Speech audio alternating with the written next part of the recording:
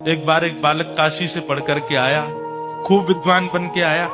अपने पिताजी के पास आकर के बोला, पिताजी मैं सब कुछ पढ़ के आया हूं, आप जहां से चाहो पूछ लो।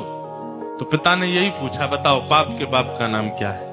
नहीं बता पाया। बोले ये तो नहीं पढ़ाया गुरुजी ने। बोले ढूंढ के आओ कौन है पाप के बाप। बालक ने कल पढ़ा ढूंढने के लिए, तभी 2-3 दिन निकल गए, कहीं से उत्तर नहीं मिला पाप का बाप कौन।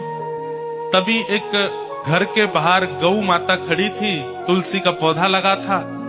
बालक ने सोचा किसी वैष्णव का घर है, 2-3 दिन हो गए कुछ खाया पिया नहीं, यहाँ पे कुछ पा लेता हूँ। उस घर में जैसे ही प्रवेश किया, वो किसी वैष्णव का घर नहीं था, एक वैश्या का घर था। तो वैश्या ने जैसे ही बालक को देखा, ब्राह्मण बालक, त्रिपुंड लगाए, शिखा रखी है, धोती पहन करके, हाथों में वेद लगे हैं, तुरंत वैश्या आई जल का पात्र लेकर के, महाराज जलपान कीजिए। तो ब्राह्मण ने तुरंत जल लिया, पान किया, पान करके बोली, ये घर मुझे लगता है किसी वैष्णव का है, गोबर का चौका लगा है, बाहर गैया है, तुलसी का पौधा है, आप निश्चित ही कोई वैष्णव हैं।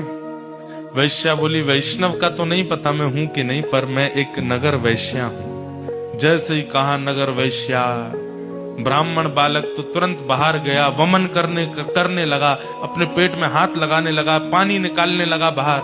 वैश्या बोली, क्या कर रहे हैं आप?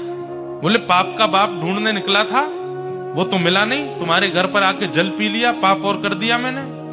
अरे तुम्हारे घर का पिएंगे हम, तुम्हारे हाथ का खाएंगे हम। जैसे ही सुना कि पाप के बाप को खोजने निकले थे, वैश्या ने मन में सोचा, ज्यादा दूर नहीं जाने दूंगी, यहीं मिलाती हूं। अब भगवान जल पी ही लिया है आपने, पाप तो हो ही गया आपसे, अब तो आपको जाना पड़ेगा, नदी स्नान करनी पड़ेगी, जनेऊ बदलनी पड़ेगी, पंचगव्य पान करना पड़ेगा, तभी आप शुद्ध होगे।